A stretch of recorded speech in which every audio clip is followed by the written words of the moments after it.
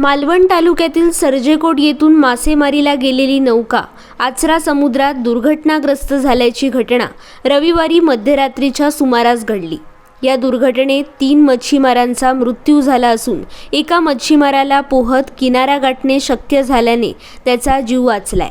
गंगाराम उर्फ जीजी जनार्दन आडकर, शिवाजी सुर्वे आणि भरत सुर्वे या मच्छीमारांचा या दुर्घटनेत दुर्दैवी अंत झाला। ऐन नारळी पौर्णिमेला सर्जेकोट व हडी गावावर शोककळा पसरली आहे। या दुर्घटनेत विजय अनंत धुरत हे पोहत किनाऱ्यावर पोहोचल्याने त्यांचा जीव बचावलाय। त्यांच्यावर आचरा प्राथमिक आरोग्य केंद्रात उपचार सुरू आहेत। रविवारी रात्री देवगडच्या दिशेने समुद्रात कुणकेश्वर ते मिठबाव दरम्यान मासेमारीसाठी या मच्छीमारांनी जाळी टाकली होती।